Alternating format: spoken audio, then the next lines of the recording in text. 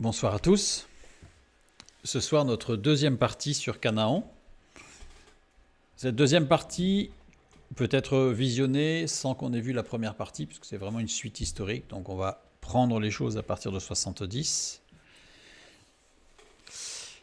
Et cette partie est véritablement, je dirais, de l'histoire. Ce qui s'est passé. On va très peu parler de la Bible ce soir, c'est assez particulier, parce que c'est assez rare. Et le titre, Les Juifs durant l'ère chrétienne, je pense que le titre plus juste serait plutôt de l'an 70 jusqu'en l'an 1900. Parce qu'on va s'arrêter, plus exactement, on va s'arrêter en 1898, puisqu'il s'est passé quelque chose d'assez marquant en fait, en 1898, évidemment. Et après, la troisième partie, la prochaine fois, nous reprendrons à partir de là, parce que là, je dirais que le XXe siècle est très, très dense. Autant ce soir, nous allons survoler. Alors, je pense que nous allons survoler, évidemment, très rapidement. Donc, certains me diront, il a oublié ceci, il a oublié cela. Il y a beaucoup de choses que j'ai dû supprimer pour garder un fil conducteur. Et le fil conducteur que j'ai gardé, c'est pas voir tout ce qui s'est passé. Parce que sinon, je pense que nous pourrions faire 52 heures, c'est-à-dire 1 heure par semaine, pendant un an. Mais le fil conducteur, c'est de voir pourquoi on en est arrivé là. Donc il y a beaucoup de choses qui, évidemment, qui ont fait partie de l'ensemble des choses qui font qu'on en est arrivé là. Mais évidemment, on ne peut pas parler de tout en 1 heure, même 1 heure et demie. Et vraiment, l'objectif, c'est de se concentrer sur ce qui se passe aujourd'hui. Et pour comprendre ce qui se passe aujourd'hui, il faut comprendre ce qui s'est passé. Donc voilà, l'idée essentielle, c'est le fil conducteur des événements principaux, on va dire, de l'évolution des choses jusqu'à aujourd'hui. Voilà. Donc, c'est sciemment qu'il y a certains points qui, certes, sont importants dans l'histoire du peuple juif. Mais voilà, on ne peut pas tout dire. Ce serait trop long. Passionnant, assurément, ça je le concède, et je suis conscient que c'est difficile de faire certaines coupes sombres, comme on dit. Mais voilà, on va garder ce fil conducteur. Donc, nous commençons. Et je souhaite commencer par une introduction qui est quasiment la même que celle de la dernière fois, parce que ce sujet est tellement chaud et épineux que je préfère maintenir cette introduction, même si elle est un petit peu longue. Par rapport à la première vidéo, elle intègre certaines remarques qui m'ont été faites sur les commentaires de la première vidéo. Donc il y a des petites choses qui changent, qui se précisent, on va dire. Donc voilà. Donc l'introduction.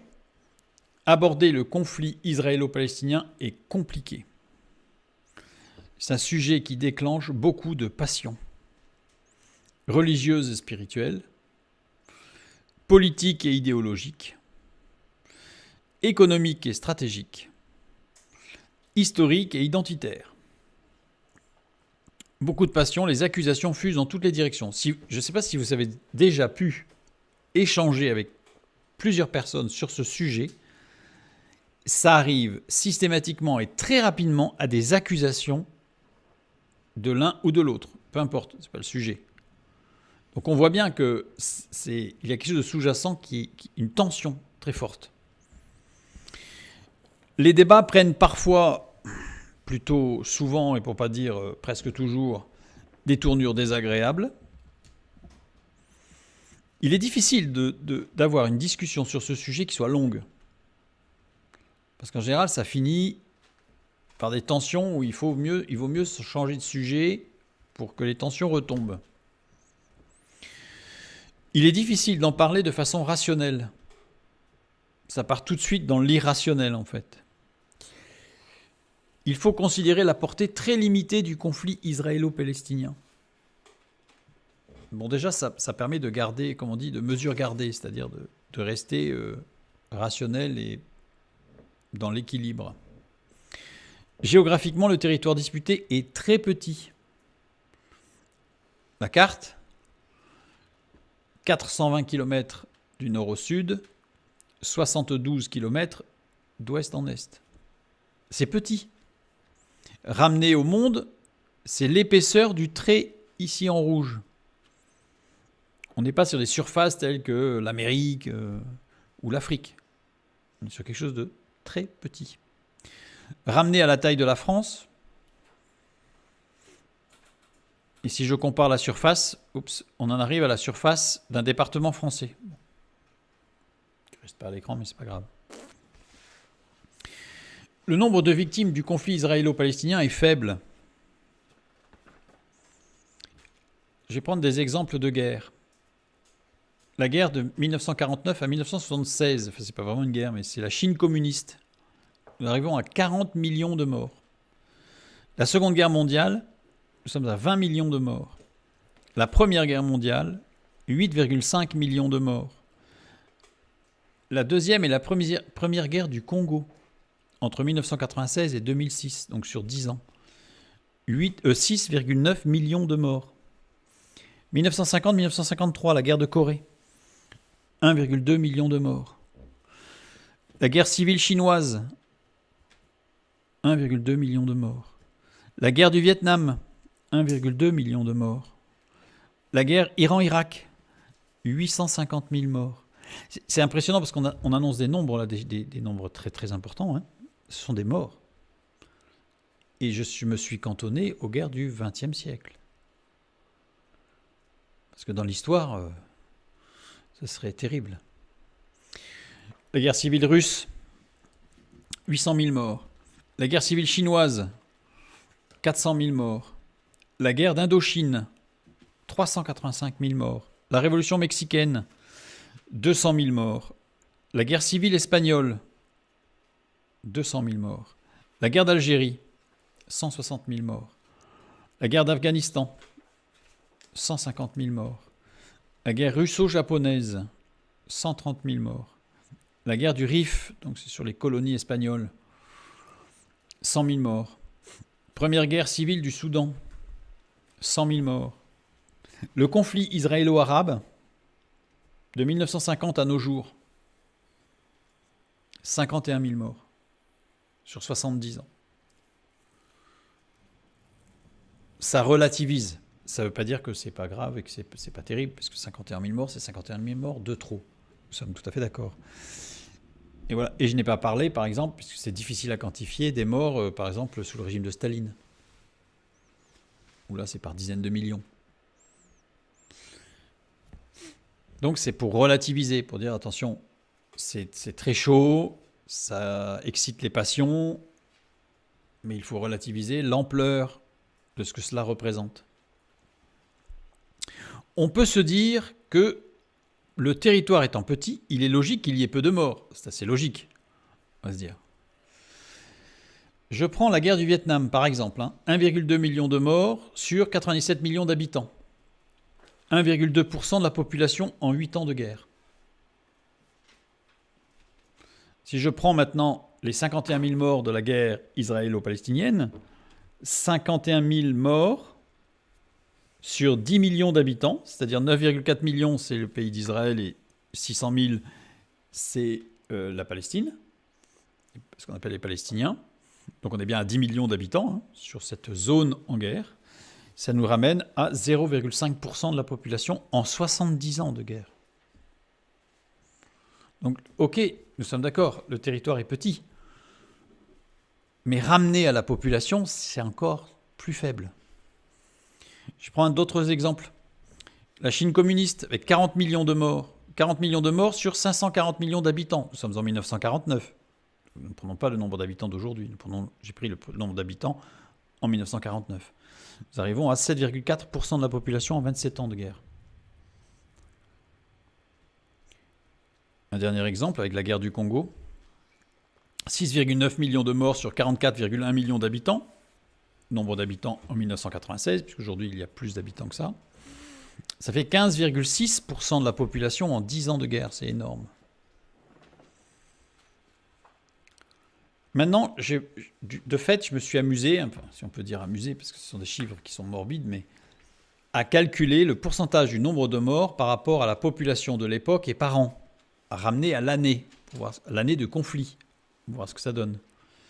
Donc on est à 0,27% pour la Chine. Là où il y a des points d'interrogation, c'est parce que la Seconde Guerre mondiale, en fait, a inclus, par exemple, les États-Unis, qui n'étaient pas vraiment, enfin, qui n'étaient pas directement, donc on ne peut pas compter la population américaine des États-Unis, la population états-unienne, dans le conflit. Et pourtant, il y a eu des millions de morts qui sont venus des États-Unis, enfin des centaines de milliers en tout cas.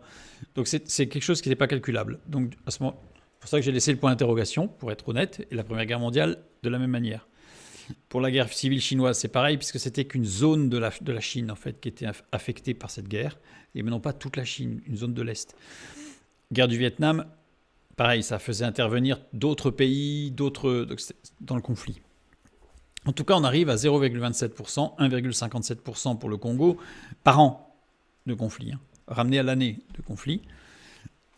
Et si maintenant je ramène par année de conflit sur le nombre de morts israélo-palestiniens, on est à 0,07% de morts par rapport à la population et par an. Donc on voit bien que le territoire, il est petit, mais que c'est pas parce que le territoire est petit qu'il n'y a pas beaucoup de morts, c'est parce que le conflit a une portée qui est très limitée. Je le répète, ça ne veut pas dire que ce n'est pas grave et que ce n'est pas terrible. Attention. Mais c'est pour montrer qu'il est nécessaire de raison garder. Voilà. Nous ne sommes pas sur des chiffres qui seraient extrêmement importants par rapport même à la population locale. On est à 0,07% de la population par an.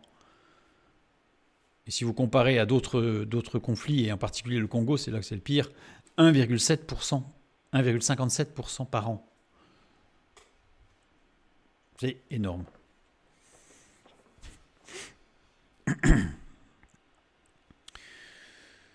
Voilà. Donc, mais sa situation géographique en fait un territoire central. On l'a vu la dernière fois, mais je le répète, ce qui est important, il est à la croisée des cultures occidentales, orientales et africaines, sur une carte. Voilà. La rencontre se fait dans ce secteur, au niveau de ce secteur géographique, et on l'a bien vu la dernière fois. Il est à la frontière entre deux mondes économiques, le monde des sédentaires et le monde des nomades, qui vont s'affronter, puisqu'ils ont des logiques complètement différentes, entre l'artisan et le commerce et celui qui fait du commercial. Ce sont deux logiques qui sont totalement différentes. Voilà, donc je renvoie vers une autre étude pour vraiment s'en rendre bien compte. Il est revendiqué, ce territoire, comme terre sacrée par trois religions antagonistes. Nous avons l'islam, le christianisme et le judaïsme. Donc avec une carte de répartition dans le monde du christianisme et de l'islam, avec des dégradés de couleurs par rapport à la concentration de ces religions. Et par rapport au judaïsme, évidemment, 83% du judaïsme se trouve en Israël, dans ce tout petit territoire, mais c'est disséminé en fait, à travers le monde. Et ça va être important. Chacune de ces religions revendique Jérusalem comme ville sainte.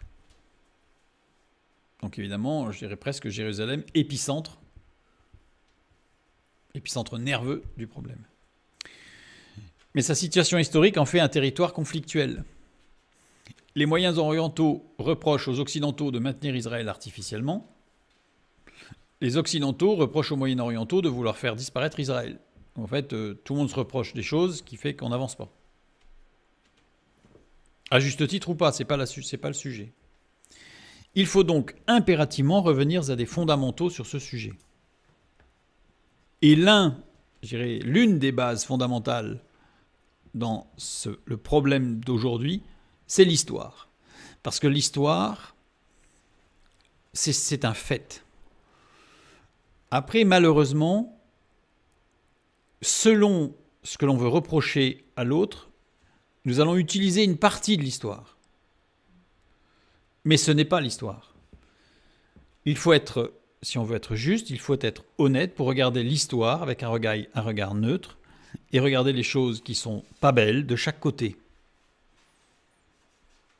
Mais ne pas se focaliser sur l'un des côtés qui serait pas beau et l'autre côté qui serait beau. Voilà. Donc il faut, et c'est le sujet de ce soir, c'est de regarder un petit peu au niveau de l'histoire. C'est-à-dire l'objectif n'est pas de porter un jugement, mais de dire voilà ce qui s'est passé. Ça s'est passé. Donc de toute façon, on fait avec. Vous savez, c'est comme si un jour vous êtes brûlé, vous avez des cicatrices de brûlure, vous faites avec. Vous avez beau être dans le déni, dire que non, ça n'a pas existé, vous avez ces cicatrices-là. Et on va le voir, il y a des cicatrices aujourd'hui qui existent parce qu'il s'est passé des choses dans le passé. Ces choses-là, qu'elles soient justes, pas justes, à cause de... peu importe, elles se sont passées. Donc il faut en tenir compte. Et c'est l'objectif de ce soir, donc c'est de passer en revue ce qui s'est passé dans le fil conducteur, pour après peut-être mieux comprendre ce qui se passe aujourd'hui. Pourquoi certaines réactions sont surprenantes. Pourquoi on a certains pays même qui vont prendre des positions curieuses que l'on ne comprend pas. Mais si on n'a pas l'histoire, il va être difficile de comprendre cette position. Et attention, je ne suis pas en train de dire qu'on la justifie, qu'elle est bien ou pas bien. C'est un fait, on essaye de comprendre. Voilà. Donc là, nous partons en 70 après Jésus-Christ. Jérusalem est à feu et sang. Une révolte violente soldée par la prise de Jérusalem et par la destruction du temple, par les Romains, par l'armée de Titus. Donc une révolte. L'armée de Titus rentre en lice, mate la révolte, et Jérusalem est détruit. Enfin, le temple de Jérusalem, en tout cas, est détruit, et Jérusalem très endommagé. Seul un mur de l'enceinte résiste. Il deviendra le mur des lamentations. Vespasien fait de la Judée une province impériale proprétorienne et les Juifs sont assujettis à un impôt spécial dans tout l'Empire romain affecté au temple de Jupiter capitolin. C'est-à-dire que pour un Juif, c'est terrible. C'est qu'il doit donner un impôt qui va être affecté à un dieu. Évidemment, l'objectif étant d'humilier considérablement les Juifs. En 72, Vespasien, toujours, ordonne d'affermer toutes les terres des Juifs. Ces terres sont affectées comme domaine particulier de l'empereur et les paysans qui ne sont pas expulsés peuvent les exploiter sans jouir de leur propriété. C'est-à-dire qu'en fait, ils sont expropriés. En 72. Plus aucun propriétaire juif. En 132 intervient une révolte, la révolte de Bar Kokhba, en dépit de l'opposition d'une partie de la classe sacerdotale. C'est-à-dire que Bar Kokhba va mener une révolte avec beaucoup de monde, mais une partie de la classe sacerdotale ne rejoint pas la révolte. Bar Kokhba organise une armée, instaure un État juif indépendant en terre de Judée, projette de reconstruire le temple, fait battre monnaie. Donc, c'est-à-dire qu'il est allé loin quand même. Donc la révolte, évidemment, répression. L'État juif, nous l'avons ici. Nous avons une carte ici, j'ai donné une carte en fait de ce que Bar Kokhba avait établi comme État, à l'époque, un État indépendant en terre de Judée. Voici la carte. La ville de Jérusalem est rasée et une grande partie du peuple est massacrée. Donc là, c'est Jérusalem des ruines. Il fait interdire, donc l'empereur romain fait interdire la ville aux Juifs, qui sont expulsés comme de l'ensemble de la Chora de la nouvelle ville rebâtie à la place de Jérusalem, qui s'appelle Aelia Capitolina. Donc il rebaptise Jérusalem. Et ils sont interdits de droit de cité sous peine de mort, et ce, jusqu'à une date inconnue. C'est-à-dire qu'en fait, si jamais ils pénètrent dans la Chora, c'est-à-dire dans le domaine, c'est plus que la communauté, c'est plus que la commune ici, mais c'est vraiment un large domaine, on va le voir, ils peuvent être tués de facto. La Chora s'étend de l'ancienne frontière de Judée et de Samarie vers le nord, jusqu'à la mer Morte et Hébron vers le sud. C'est grand, hein. Je dis, c'est plus que quelques kilomètres. Ici. Voici la zone, la Chora, de Aelia Capitolina. Donc c'est quand même un grand secteur. Je fais juste une petite remarque, parce que c'est important. La Chora de la ville d'Adrien, Aelia Capitolina, en 135. Donc je la représente ici, en plus grand. Plan de partage du territoire proposé par l'ONU en 1947. On y reviendra la prochaine fois. Nous l'avons ici.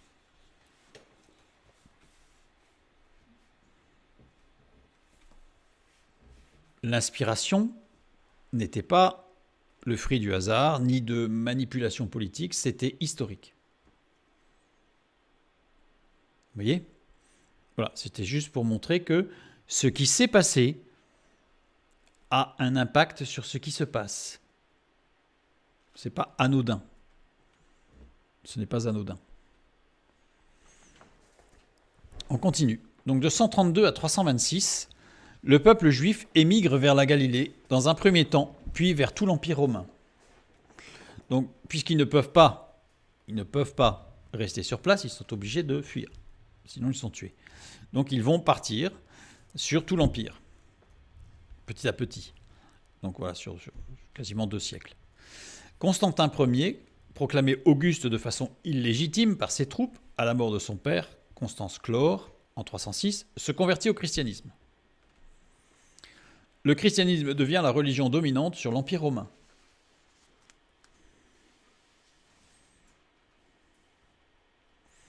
En 395, la division de l'Empire romain est définitive à la mort de Théodose le Grand. Les parties occidentales et orientales échoient à ses 2 fils, Honorius à Rome, puis Ravenne et Arcadius à Constantinople. Donc on a un découpage de l'Empire en 2 zones. Jérusalem devient un lieu de pèlerinage chrétien. Avant, ça ne l'était pas. Donc c'est assez tardif par rapport à la venue de Jésus.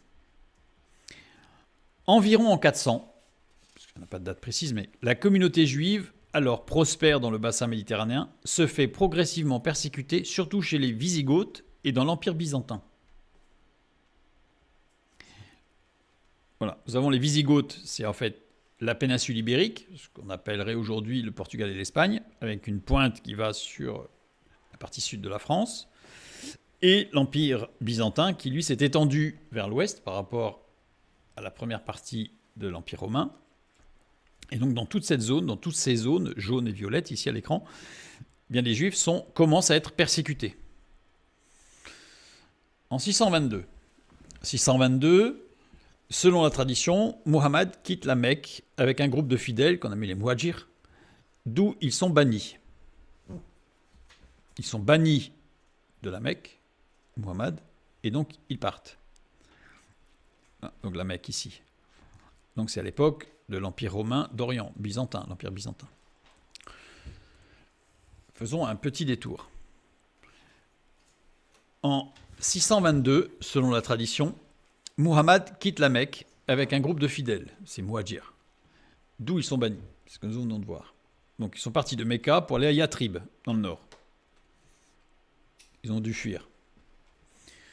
Muhammad et ses fidèles s'installent à Yatrib, où il s'impose comme chef avec l'ambition de développer un pouvoir politique par des pactes et religieux par des conversions.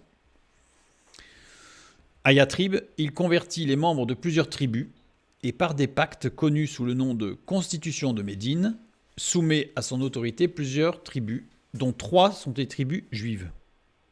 Ce ne sont pas les tribus d'Israël, ce sont des tribus qui sont juives. Nous avons les Banu Kianuka, les Banu Nadir et les Banu Quraïza, qui sont 3 tribus qui sont exclusivement juives. Vivaient dans Yatrib, ces 3 tribus. Installation initiée en 70 après la destruction de Jérusalem par les Romains, continuant dans les siècles ultérieurs avec les persécutions des Romains puis des chrétiens byzantins. C'est-à-dire que les Juifs sont venus s'installer à partir de 70, là on est en 622, donc c'est quasiment 6 siècles plus tard. Et petit à petit, des gens sont venus, des Juifs, mais aussi des chrétiens, sont venus à Yatrib pour renforcer un petit peu cette population judaïque ou chrétienne, dans un lieu où il n'y avait rien à l'époque. En 625, Muhammad prend la décision de tuer tous les hommes de la tribu de Banu Kainuka. On tue tous les hommes. On ne tue pas les femmes ni les enfants, mais on tue tous les hommes. Le chef de la tribu des Kaïbars les sauve in extremis et leur permet de fuir chez lui. au nord. Donc on a les Juifs qui ont dû fuir Yatrib, où ils étaient depuis 6 siècles, pour aller dans une autre tribu plus au nord, les Kaïbar, dans une ville qui s'appelle Kaïbar. C'est pour situer un petit peu ce qui s'est passé. En 625, donc, commencent les conquêtes musulmanes et arabes.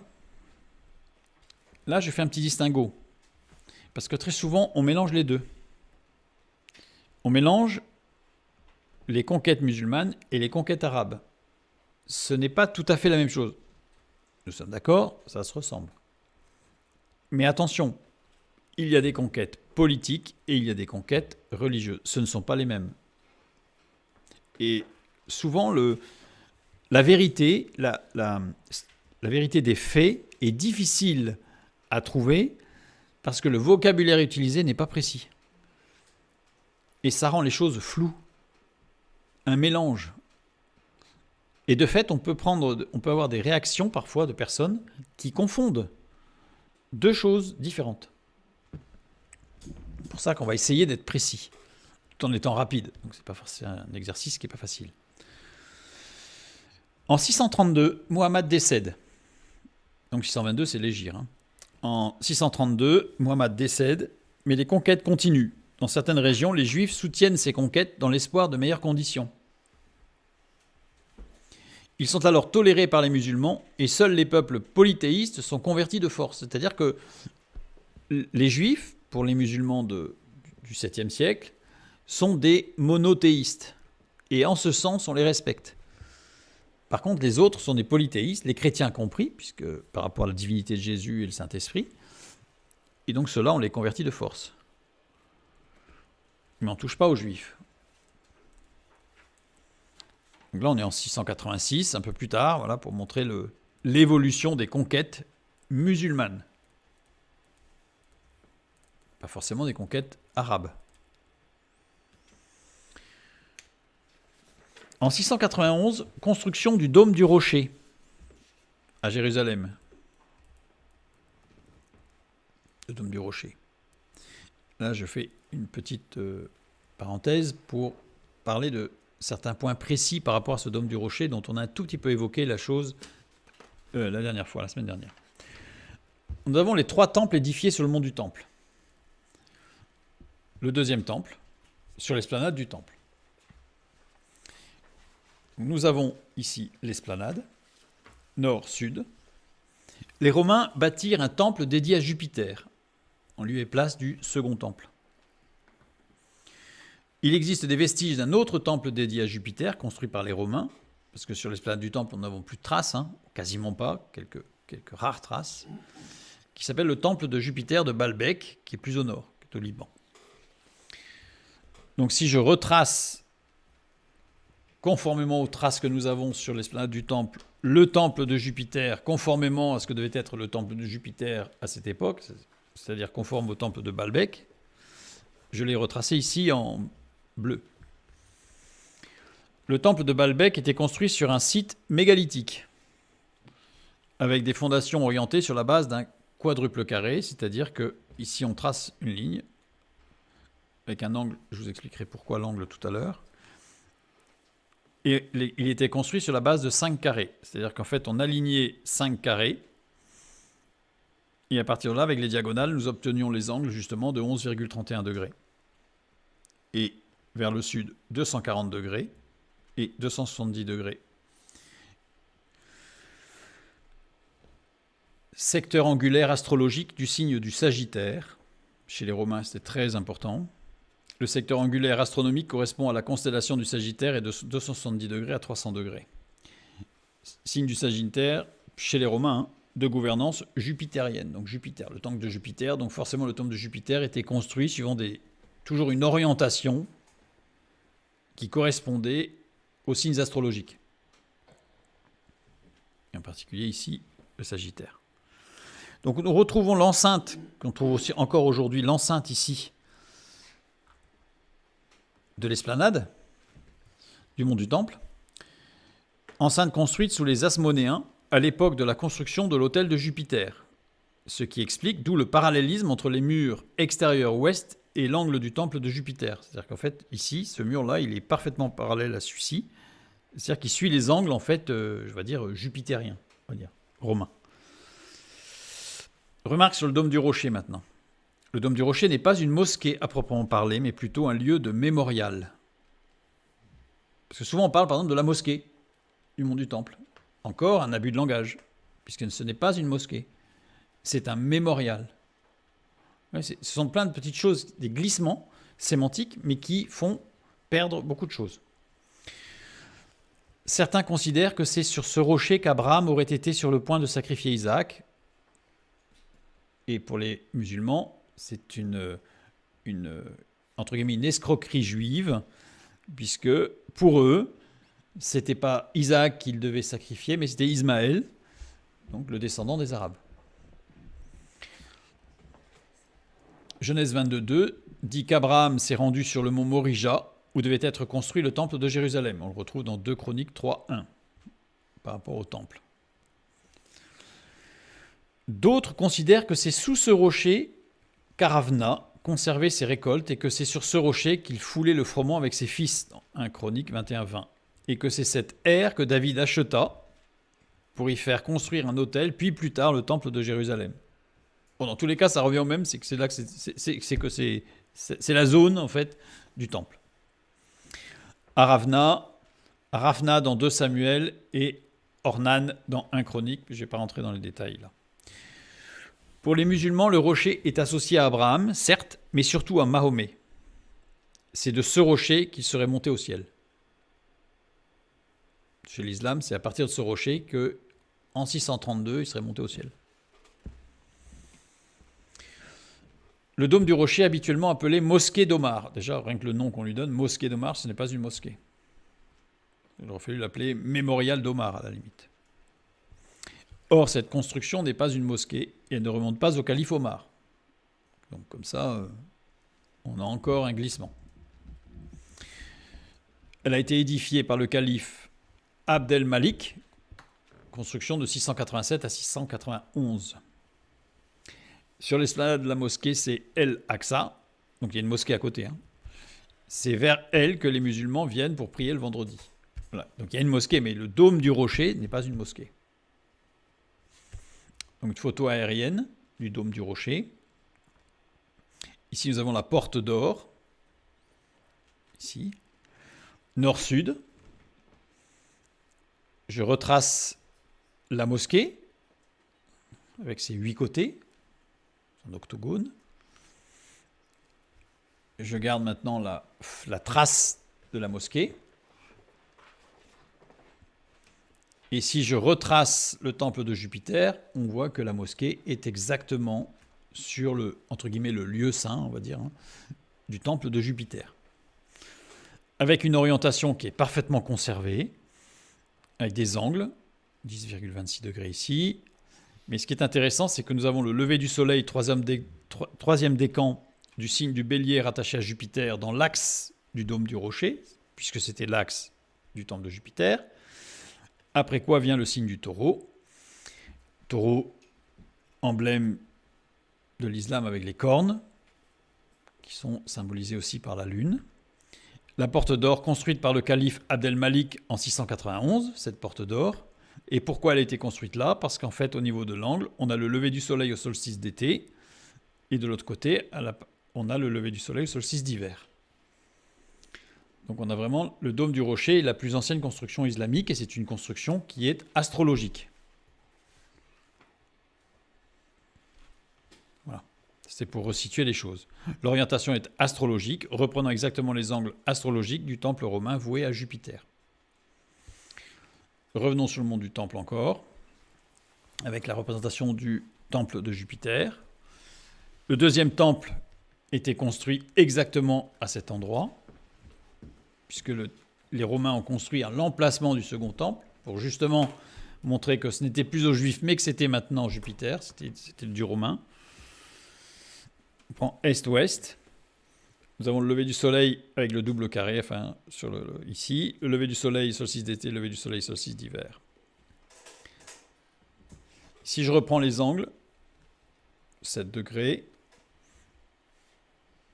nous avons la plateforme originelle de l'époque de Salomon, qui était plus petite.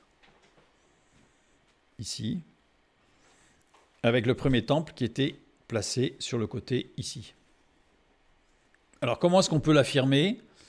Je vous renvoie vers l'étude, les constructions mégalithiques et la Bible, troisième partie, le temple, où tout est détaillé. Voilà. Et là, on voit bien que le deuxième temple n'était pas à l'emplacement du premier temple. Non seulement il n'y était pas, mais en plus, il n'était pas orienté du tout de la même manière, puisque le premier temple était orienté dans l'axe de Bethel. Et donc, du temple de Salomon, il était possible de voir, en fait, le mont Bethel, où il y avait eu le sacrifice mémorial, en fait, pour Dieu, par Abraham. Voilà, donc ça, c'est pour la construction du dôme, pour que les choses soient posées, parce qu'il y a tellement de choses de dites qu'on revient à des choses historiques, mesurables et vérifiables. Jérusalem devient une ville sainte pour les trois religions monothéistes. Il y avait le judaïsme et le christianisme, maintenant il y a l'islam. Donc Jérusalem, une place sainte pour trois religions. 711. Voilà, il y a un petit souci, c'est pas en 711, voilà, on revient en arrière. Les musulmans arrivent jusque dans la péninsule ibérique qu'ils appellent Al-Andalus. Donc là, c'est l'expansion qui continue. Hein. Donc en 711, on arrive dans la péninsule ibérique. Vous savez, là où c'était les Wisigoths. Petit détour. En 710, le roi Wisigoth d'Hispanie et de Septimanie, Witiza, meurt. Donc on est l'année précédente de l'invasion en 711. Deux hommes se disputent le trône. Rodericus, connu plus tard comme Roderick, est élu et proclamé roi à Tolède par le Sénat et le Sénat de l'aristocratie wisigothe. Aguila II est soutenu par une autre partie de la noblesse wisigothe, sachant que Witiza avait commencé à l'associer à son règne avant sa mort. C'est-à-dire que le roi qui est mort, Witiza, avait commencé à associer Aguila II à son règne, parce que pour lui, c'était lui son successeur. Donc il l'avait associé à son règne en disant « Je te mets déjà au courant d'un peu tout parce que tu succéderas ». Or, c'est Rodericus, son fils, qui, par un jeu de pouvoir, d'influence, a été élu à sa place. Cette situation divise de plus en plus l'élite aristocratique et militaire en deux factions irréconciliables. Et c'est ça qui va favoriser la conquête de l'islam, la conquête musulmane en Hispanie. C'est cette zizanie interne. Les partisans d'Aguila II ont été les instigateurs et même les alliés explicites ou opportunistes de l'invasion des musulmans. Parce que comme ils ont été évincés, eh bien en fait, ils ont été voir les musulmans en Afrique, de l'autre côté du détroit de Gibraltar, en leur disant « Nous, on va vous donner un coup de main ». L'invasion musulmane a lieu quelques mois après l'accession de Roderick au trône. Voilà, faut bien reprendre l'histoire, en fait, vous voyez, parce que souvent, c'est la petite histoire qui fait la grande, comme on dit. En 711, Tariq ibn Ziyad, le gouverneur de Tanger, prend la ville de Séville. On va rappeler de Tariq. Moussa ibn Nusayr, on rappellera de Moussa, le gouverneur d'Ifriqiya, sous le wali de l'Égypte, vient en aide à Tariq. Alors j'ai mis vient en aide, vous allez voir pourquoi. L'Ifriqiya, le territoire de l'Ifriqiya correspond aujourd'hui à la Tunisie, à l'est du Constantinois, nord-est de l'Algérie, et à la Tripolitaine, nord-ouest de la Libye. Donc c'est une partie du Maghreb, en fait. Une partie du Maghreb. Sous le wali c'est le gouverneur militaire et civil d'un territoire musulman, parce que l'Égypte était un peu la maîtresse de toute cette zone. Et donc c'était un wali, c'était sous une gouvernance musulmane. Et quand je m'y viens en aide, entre guillemets, c'est parce qu'il s'avère que Moussa est venu à l'aide de Tariq après que ce dernier ait vaincu les Wisigoths. C'est-à-dire qu'en fait, il est arrivé après la bataille, comme on dit. Il est arrivé après la bataille. Tariq est un berbère, donc un maghrébin, initialement vassal d'une tribu musulmane qui fut libérée par Moussa.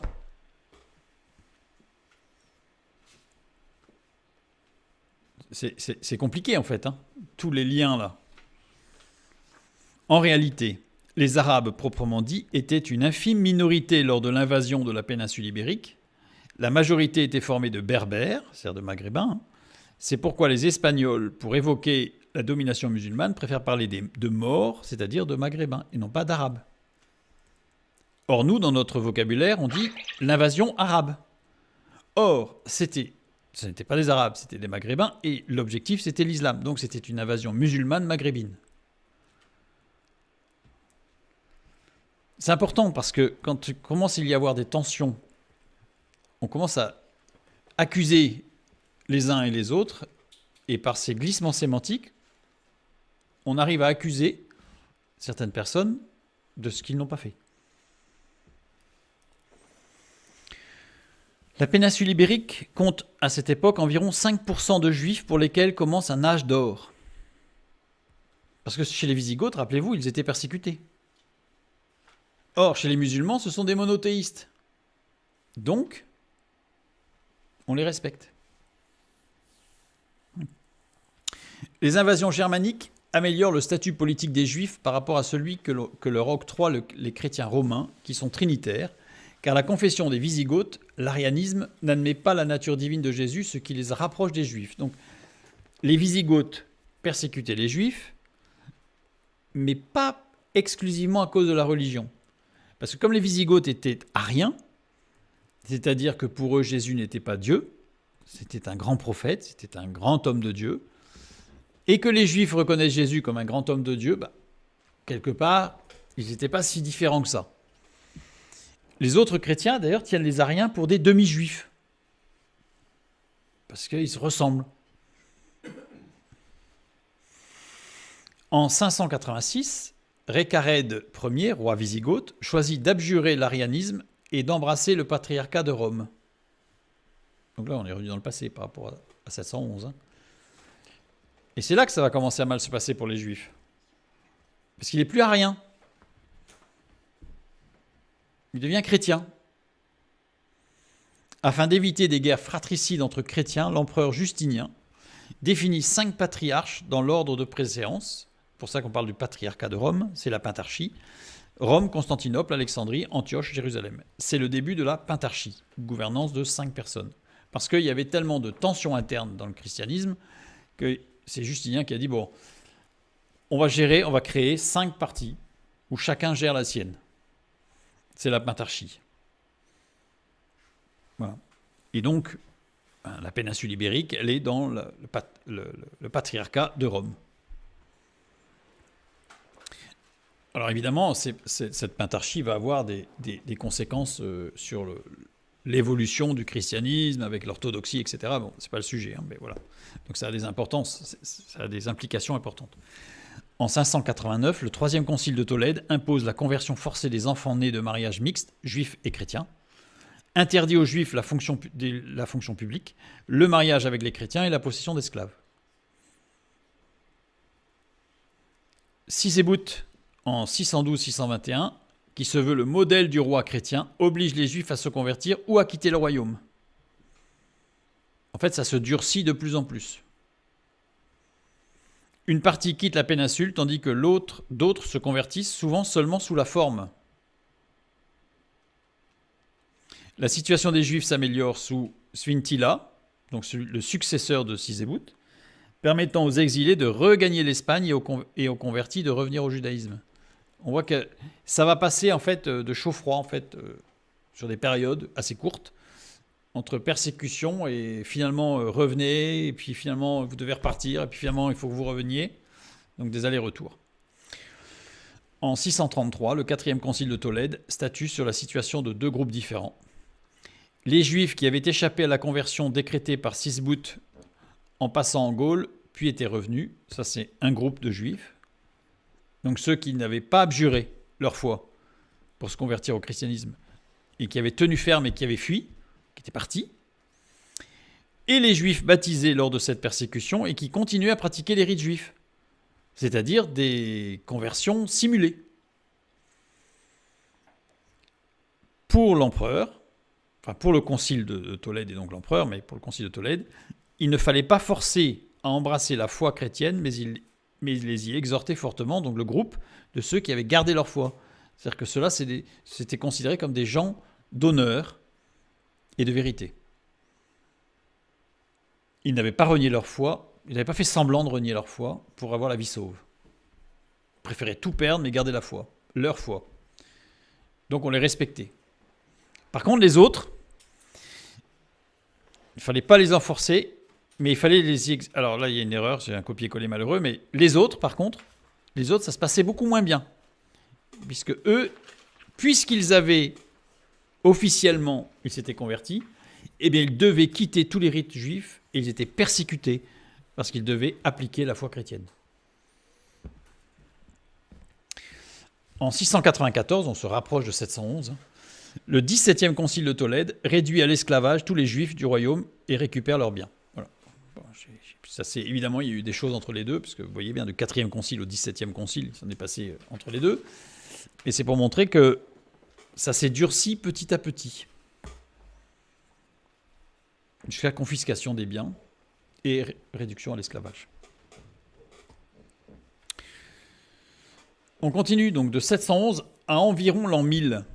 En Europe, les Juifs sont tolérés en tant que témoins des temps antérieurs à la venue de Jésus-Christ. On les tolère. Parce que c'était quand même le peuple qui a permis à Jésus de venir. Donc en tant que chrétiens, ils étaient tolérés. Mais aussi en tant qu'uniques commerçants être intermédiaires entre les chrétiens et les musulmans. Et oui. Ce qui amène les Juifs à s'implanter dans toute l'Europe. C'est-à-dire que les musulmans ne pouvaient pas supporter les chrétiens qui étaient polythéistes. Les chrétiens ne pouvaient pas supporter les musulmans. Entre les deux, il y avait les Juifs. Et les Juifs, c'était les seuls qui s'entendaient avec les Arabes, s'entendaient avec les musulmans, qui s'entendaient avec les Européens et qui s'entendaient avec les chrétiens. Donc ils avaient un peu plusieurs horizons en fait de compréhension, puisqu'ils étaient sémites, donc ils avaient une culture qui leur permettait d'accéder, et ils avaient vécu pendant des siècles en Europe, donc ils accédaient aux deux cultures. Et donc à ce titre, ils étaient tolérés. Et de fait, puisqu'ils font du commerce avec tout le monde, et en particulier les étoffes, etc., eh bien, ils s'implantent un peu partout, donc ils vont s'implanter, là cette fois-ci c'est plus la fuite, ils vont s'implanter petit à petit dans toute l'Europe. 985. Des tribus nomades vivant à l'origine au nord de la mer d'Aral, les Seldjoukides, se convertissent au sunnisme, donc c'est-à-dire l'islam, une branche de l'islam, au moment où ils migrent vers le sud sous la conduite de Seldjouk, justement, d'où les Seldjoukides, et ils s'emparèrent tout d'abord de Khorasan, une province de l'est de l'Iran, et c'est pour ça qu'historiquement on va retrouver les sunnites en Iran aujourd'hui, débordant sur l'Afghanistan actuel. Donc on va retrouver des liens particuliers avec l'Afghanistan et l'Iran, auparavant gouvernés par les Ghaznévides, et poursuivirent leur conquête à partir de cette base. Et voilà, donc l'empire seldjoukide au départ. En 1037, l'empire turco-perse seldjoukide est fondé par Togrul Ier Beg, petit-fils de Seldjouk. En 1078, l'empire seldjoukide s'étend de plus en plus et atteint Jérusalem. En 1096, en réaction aux persécutions des chrétiens par les Seldjoukides et à leur interdiction d'accéder à Jérusalem, c'est la première croisade. Et encore une fois, souvent on dit « Ah, c'est les Turcs ». J'ai lu dans beaucoup d'ouvrages que les Turcs avaient interdit aux chrétiens l'accès à Jérusalem. Ce n'étaient pas les Turcs, c'était les Seldjoukides. Les Seldjoukides qui venaient du Mont Aral, Nishapur, très à l'est, et qui avaient fait leur base forte en Iran et en Afghanistan. Enfin, l'Iran et l'Afghanistan actuel. C'est un pléonasme aussi. Enfin, pas un pléonasme,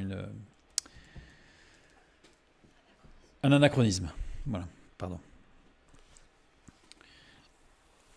En chemin, première croisade, en chemin, les croisés massacrent les communautés juives qu'ils considèrent désormais comme un peuple devenu déicide en tuant le Fils de Dieu, Jésus-Christ. En fait, les premiers pogroms, les premiers massacres, interviennent pendant que les croisés vont vers la guerre. Il est toujours beaucoup plus facile d'agresser des gens qui n'ont rien fait et rien demandé plutôt que d'agresser des guerriers. Hein? En 1347, des bateaux commerciaux génois en provenance de Kaffa apportent la peste noire. En 5 ans, la maladie se propage dans toute l'Europe et décime près de la moitié de la population. C'est catastrophique. Donc la peste noire s'est développée partout en Europe. Et au Maghreb aussi, mais bon, ce qui va nous intéresser, c'est l'Europe. En 1349, une rumeur se propage accusant les Juifs d'avoir empoisonné les puits. Une rumeur. Non fondée, bien sûr, puisqu'on sait aujourd'hui que c'est à partir de Kaffa où il y a eu un cas de peste embarqué sur un bateau et qui fait qu'à chaque escale, ils apportaient la peste.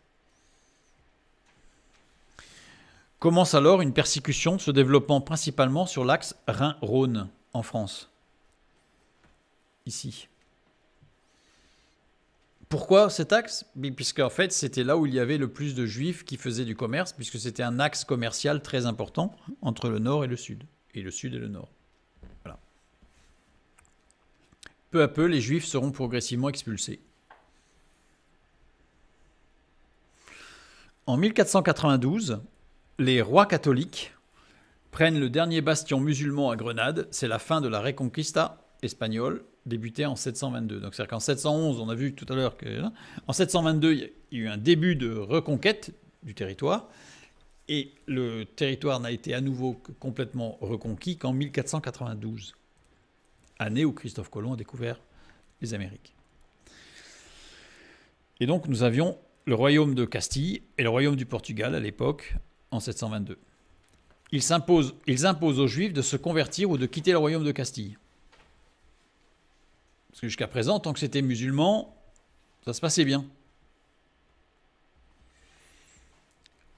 Ce qu'on appelle les rois catholiques, titre honorifique attribué en 1496 par le pape Alexandre VI à la reine de Castille Isabelle I et à son époux, le roi d'Aragon Ferdinand II, en récompense d'avoir reconquis Grenade et d'avoir expulsé les Juifs du territoire.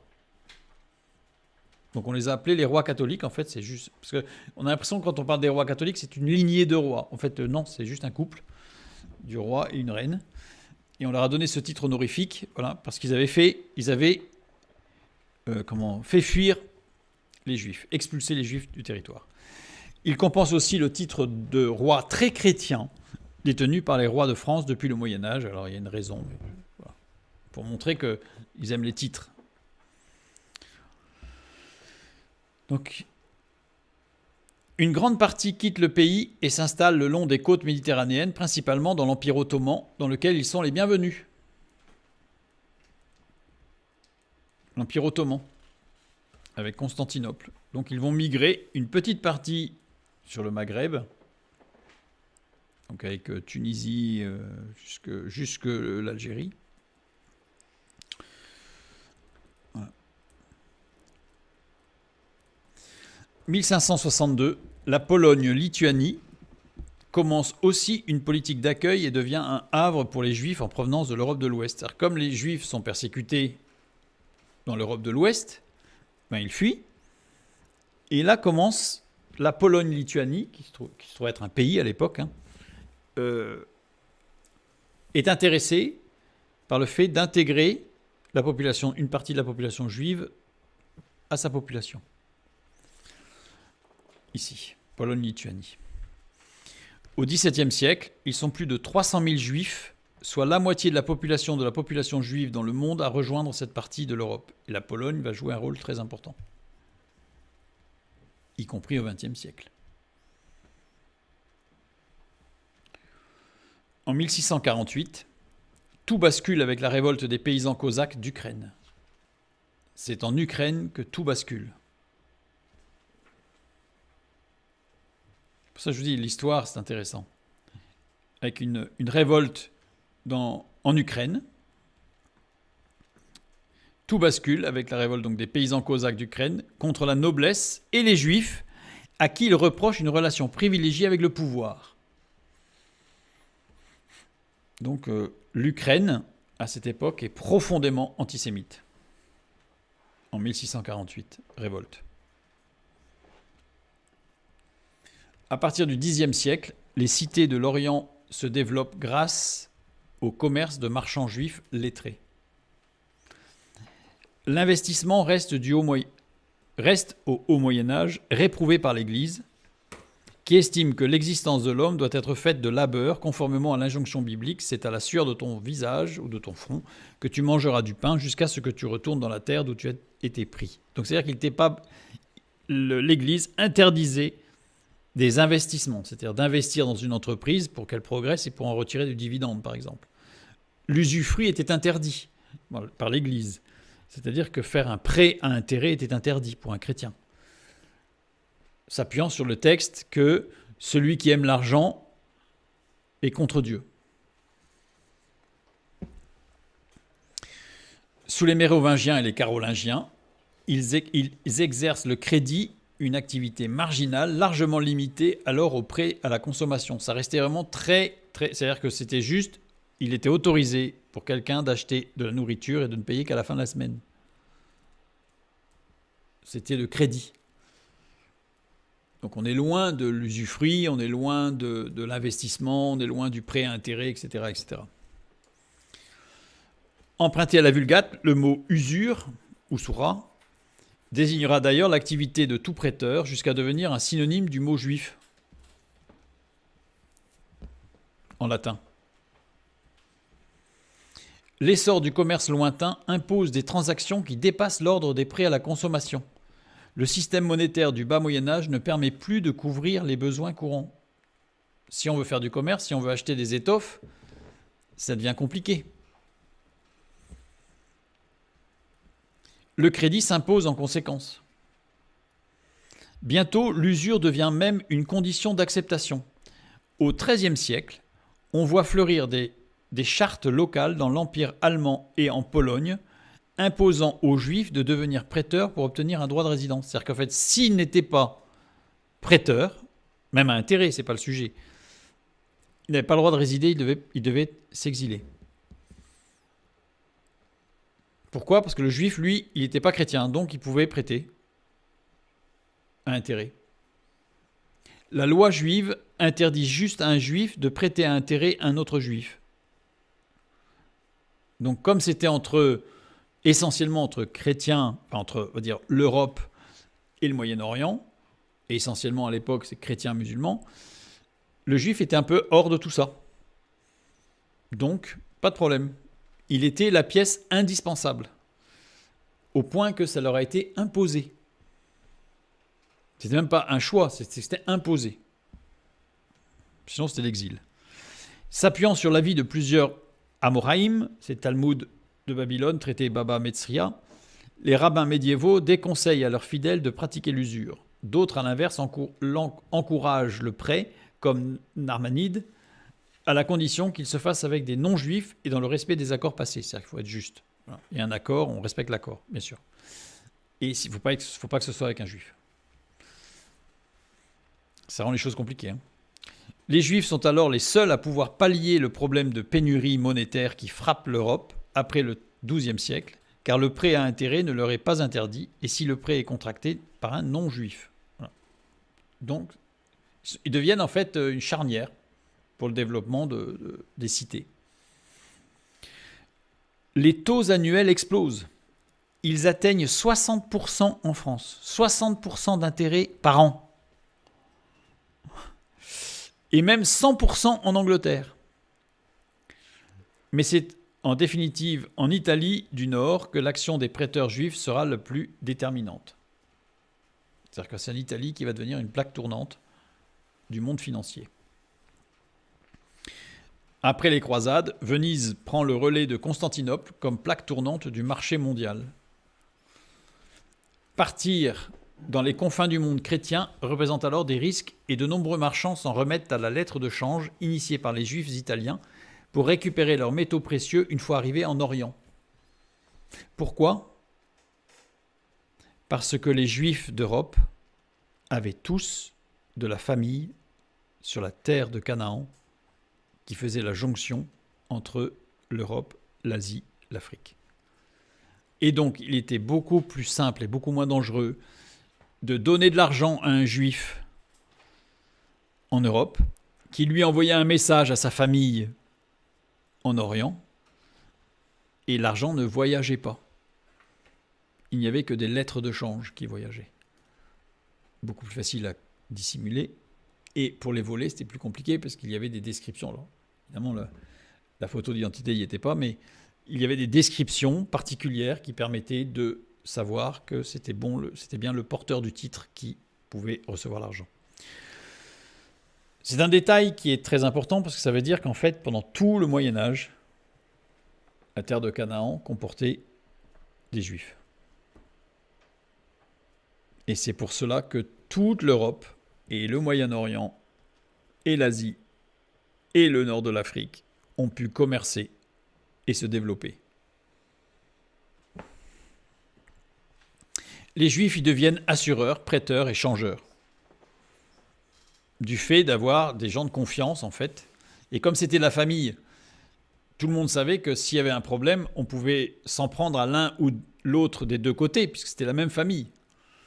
Donc ça touchait la famille. Alors que sinon, si ça avait été un inconnu, c'était pas vraiment très difficile. En 1453, Constantinople tombe aux mains des Ottomans. Les possessions occidentales reviennent aux Turcs. Avec la fin du grand commerce en Méditerranée, donc là c'était le blocage là. À partir de ce moment-là, il y a le blocage des voies de communication. Les communautés juives perdent de leur attrait et leur rançonnement remplace les accords qui leur permettaient de pratiquer l'usure. C'est-à-dire que là, du coup, ils ne servaient plus à rien en fait. Puisqu'ils ne pouvaient plus faire le lien en fait entre ce carrefour commercial mondial, enfin, de l'ancien continent, comme on dit, des anciens continents, entre l'Europe, l'Asie et l'Afrique, puisque le pont était coupé par rapport à l'Empire ottoman, plus d'intérêt. Donc, on retourne et on commence à les rançonner. Seuls les pays de l'Est, et en particulier la Pologne-Lituanie, sollicitent les Juifs pour les transactions financières. La réussite des trois frères Ezofovitz de Brest-Litovsk est révélatrice. C'est juste un exemple. Anobli après sa conversion au christianisme, Abraham Ezofovitz prend les douanes de Kovno, organise la répartition des impôts dans les régions de Smolensk et Minsk et termine ministre du Trésor de Lituanie. Ses deux frères, restés juifs, eux, judaïsants, feront quant à eux une brillante carrière dans la finance. Michal passé comte, devenant en 1514 l'un des banquiers du royaume de Lituanie. Je vais me donner cet exemple parce que aujourd'hui, par exemple, on reproche aux Juifs d'être dans le monde de la finance. Mais pourquoi sont-ils dans le monde de la finance ?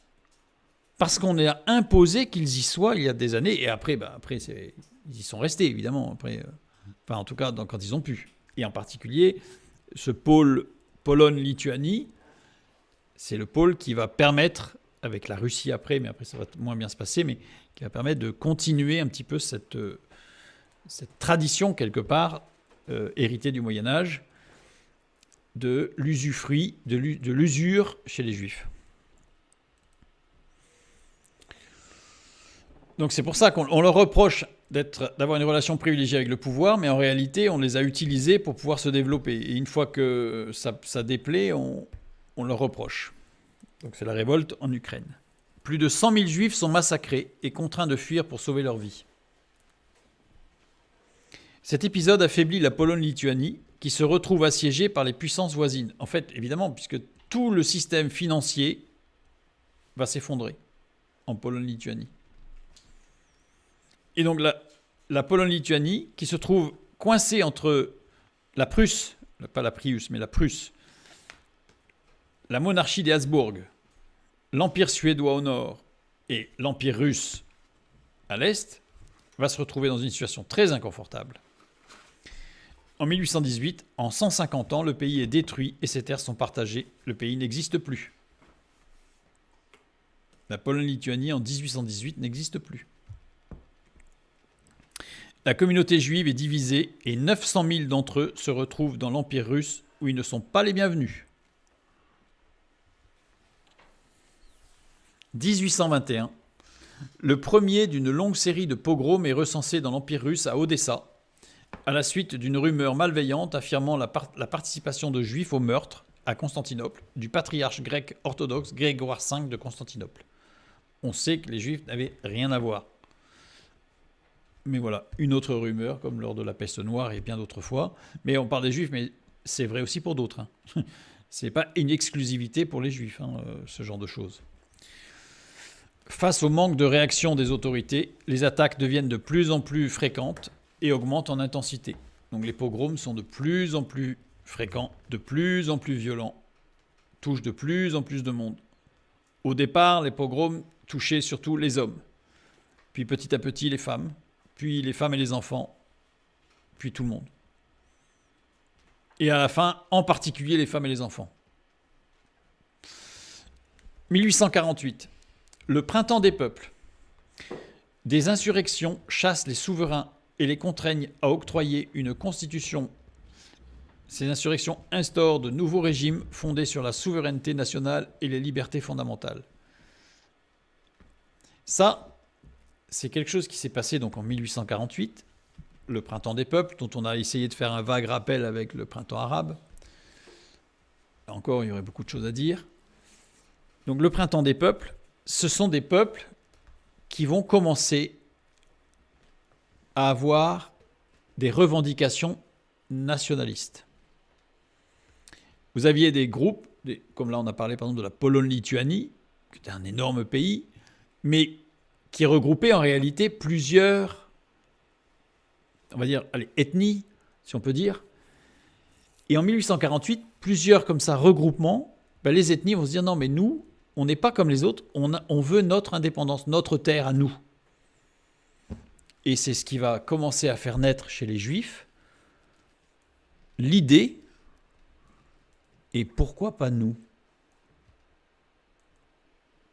Et pourquoi pas nous ? Donc une carte un petit peu du printemps des peuples. Donc on voit que ça a quand même explosé un peu partout en Europe. En 1856, parution rapidement régulière des premiers hebdomadaires qui ouvrent la voie à la création de quotidiens hébraïques.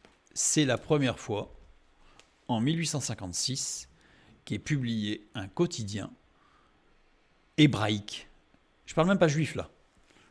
Hébraïque, c'est-à-dire en lettres hébreux, en langue hébreu. Le premier de ces hebdomadaires, Amagid, en 1856-1903, parce qu'après il y a eu plusieurs parutions, paraît à Lich, en Prusse orientale, puis à Cracovie, suivent à Melitz, à Odessa, à Carmel, à Vilno, à Tsifira, à Varsovie. Donc il commence à y avoir de plus en plus. Et donc il commence à y avoir une unité juive dans toute l'Europe. Alors que jusque-là, il n'y avait pas cette notion d'unité juive. Il y avait le judaïsme qui reliait tout le monde, mais alors je n'ai pas parlé des juifs séfarades, etc., parce que ça s'est séparé, suite justement à l'Empire wisigoth. Enfin, donc, mais là, il commence à y avoir une unité non plus juive, mais hébraïque. Un peuple hébreu. À partir de 1848. Donc c'est avant Herzl. En 1863, parution du premier journal en hébreu, Alevanon, le 20 février 1863, avec des objectifs très ambitieux. Voilà ce qui était dit dans ce journal. De Jérusalem, nous voulons envoyer des messages de paix, relater tous les événements se produisant en Terre Sainte, informer sur les mystères de la Syrie, du Yémen et de l'Inde, et sur les nouvelles interprétations de la Torah par ceux qui résident sur la montagne sacrée. Nous voulons publier tout ce qu'une personne en Israël désire savoir. Il n'y avait pas de revendication exclusive. Il y avait des revendications nationales, inclusives. C'est vraiment très important. Donc, j'ai mis... alors, je n'ai pas trouvé la parution de 1863, je n'ai trouvé qu'un facsimilé de 1867. Donc, mais c'était le même, voilà. J'ai pas réussi à trouver, en fait. Pourtant, dans la bibliographie, je mets le site sur lequel tout est en train d'être scanné et est accessible, en fait. Mais je n'ai pas trouvé celle de la première parution de 1863. Le journal tint ses promesses pendant 20 ans, donc jusqu'en 1883, puis il cessa de paraître. Donc pendant 20 ans, on a eu une parution régulière de Alevanon. 1880, début d'une vaste immigration des Juifs de Russie vers les USA et l'Europe occidentale, puisque les pogroms devenant de plus en plus importants, évidemment, une fuite. Donc, qui vont partir vers l'ouest et vers les États-Unis. En 1898, organisation du premier congrès sioniste à Bâle, en Suisse, auquel assistèrent quelques 200 participants venant de 17 pays, dont 69 étaient des délégués de différentes sociétés sionistes et le reste étaient des personnes présentes à titre personnel. J'ai mis toutes ces informations parce que souvent, il est dit que le sionisme a démarré en 1898 par ce congrès de Bâle présidé par M. Hertz. Eh bien non. Parce qu'à ce congrès, il y avait 69 délégués de sociétés sionistes qui existaient depuis des années auparavant. Et ces sociétés sionistes qui existaient auparavant sont toutes issues, en tout cas dans l'idée, idéologiquement je dirais, de 1848, le printemps des peuples. Voilà. Mais ce qui les a poussés à rejoindre ça, ce sont les persécutions en Russie. Mais pourquoi ils étaient en Russie ? Parce qu'il y a eu la Pologne-Lituanie. Mais pourquoi il y a eu la Pologne-Lituanie ? Parce qu'il y a eu les Wisigoths. Enfin, vous voyez, c'est tout le lien en fait qui fait que pourquoi on en est arrivé là ? Pourquoi c'était à Bâle en Suisse ? Parce que c'était à l'ouest, parce que c'était un pays neutre, parce que c'est là qu'ils ont pu la première fois être libres de leur pensée et de s'exprimer. Et de là va naître le désir d'un État hébreu. Parce que ce congrès sioniste, justement, a voulu s'appeler congrès sioniste parce qu'il ne voulait pas qu'il soit juif. Parce que juif, c'est judaïsant. Or, c'est un congrès qui se voulait laïque. Voilà.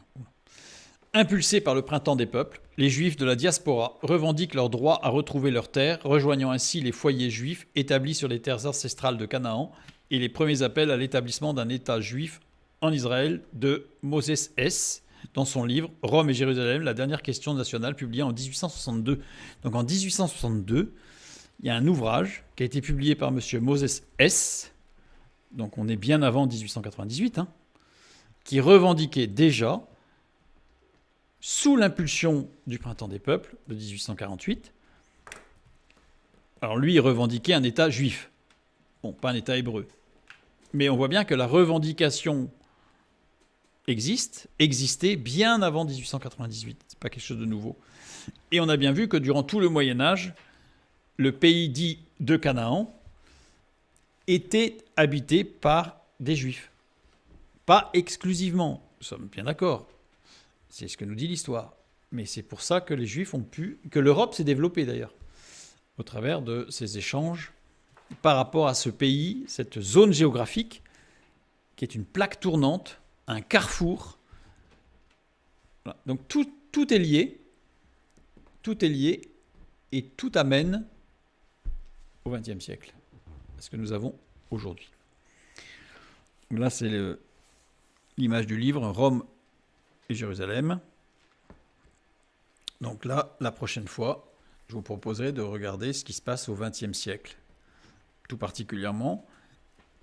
Et la fois d'après, regardez ce qui se passe véritablement, enfin ce qui est véritablement écrit dans les prophéties bibliques, et non pas ce qu'on dit qui est écrit. Parce que là encore, il y a parfois un écart énorme. Que Dieu vous bénisse et à bientôt.